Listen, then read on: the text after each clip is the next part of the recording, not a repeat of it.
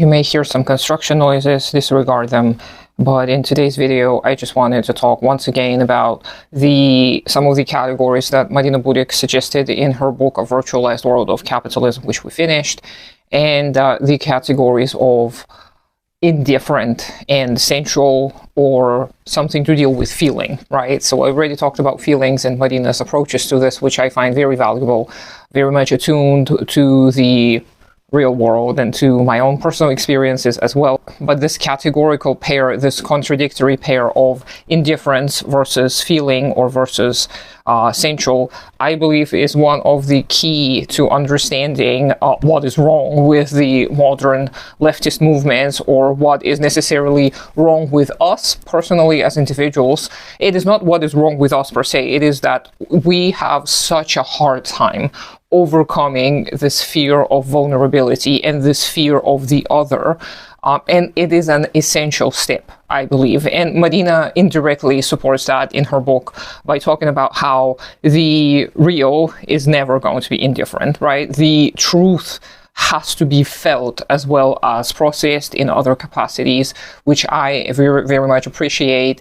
In the modern world, we are so separated from some of the aspects of ourselves. We're so alienated from so many aspects of ourselves that it is essential that we come back to ourselves, because when we don't have a connection to ourselves, we cannot have and foster a connection to others.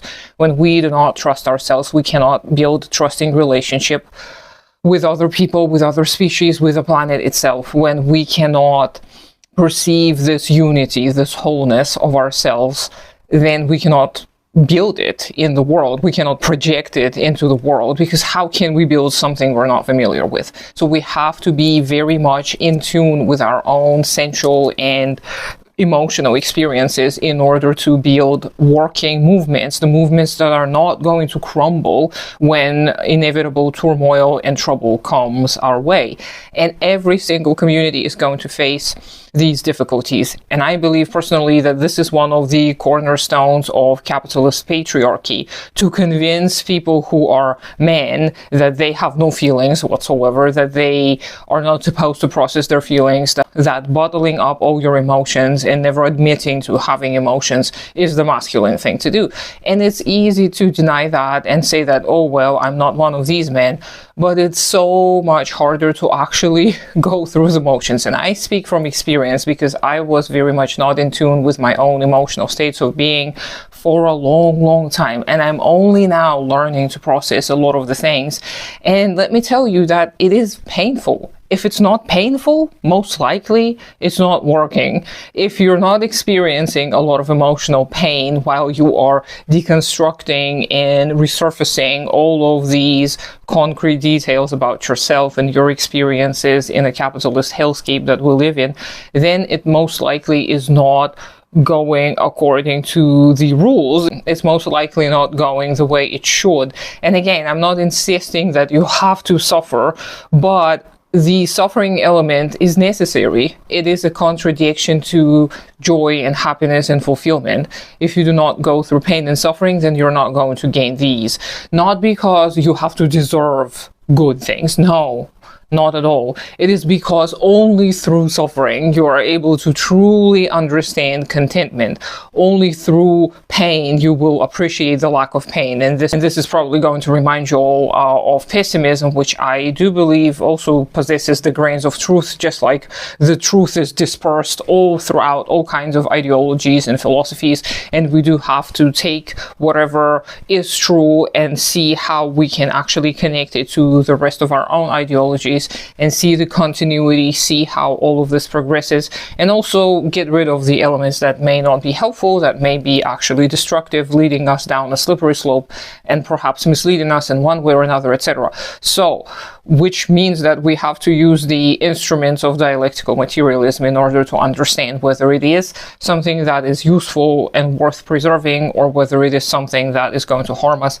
But you have to go through pain. You have to learn to endure the pain, and you have to learn to sit in your suffering.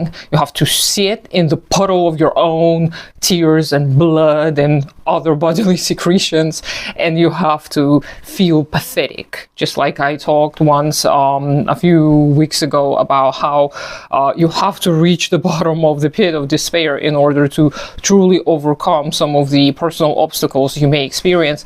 I am reinforcing this right now. I'm saying that you have to sit in the puddle of your own bodily secretions, your own bodily fluids, in order to truly transcend the need to feel good about yourself as an individual, the need to be right all the time. You have to do this not for yourself only. You have to do this for the collective. You have to come to the collective having done that homework, ready to actually listen and learn together, ready to actually understand that a lot of these little petty arguments that you may be having in your little community group, these are all the microcosm of the future that is to come. Do you think that Bolsheviks were sitting there agreeing with each other, patting each other on the shoulder every day when they were making life-changing decisions, not only for themselves, but for the entire country's huge swaths of land? Do you think they were all agreeing with each other and liking each other? No, they sometimes hated each other's guts so much they would assassinate each other and execute each other, etc. I'm not saying that it is good that it happened. I'm just saying that it is inevitable that when we live in fragmented collectives, fake alienated collectives as right now, when we are being stripped of our autonomy, our dignity, our humanness itself, we will have to overcome all of this nonsense and all of these terrible crimes that have been committed against our bodies and our humanity through pain and suffering. That's what I'm saying. And yes, it is unpleasant, but it is necessary, absolutely necessary. So you have to face that. If you're apathetic, if you feel like you cannot care anymore, then you have to grieve. You have to sit down and grieve. And grieving is a tedious, painful process. You will reach the bottom of the proverbial pit of despair. You will feel like you're dying, but you will survive. You will survive, and you will get up, and you will be a better, overcome version of yourself. You will be more refined in your own understanding of the world around you. It is necessary, so you have to suffer. Okay, I'm sorry. I know most of us are already suffering so much under the alienation of capitalism. I know it's not good news, but again, we're not doing it for ourselves. We're doing it for humanity. We're doing it for the wholeness, the unity that is this world. And we cannot do otherwise. If you just sit in your apathy, you will feel like life itself is seeping out of your pores, and you're bored and disillusioned and cynical, and you hate everyone because ultimately you hate yourself. Every bad negative emotion that you may be projecting onto others in such scenario will most likely be telling you about how you feel about yourself. If you feel inadequate, you will start seeing inadequacies in other people.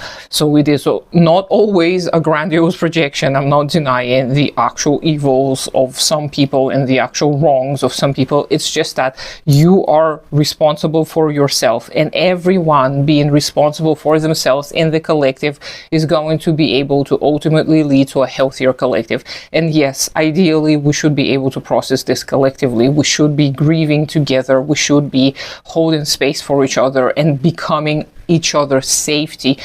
Unfortunately, it's not the case for many people. Unfortunately, many of us cannot afford vulnerability amongst some of the groups.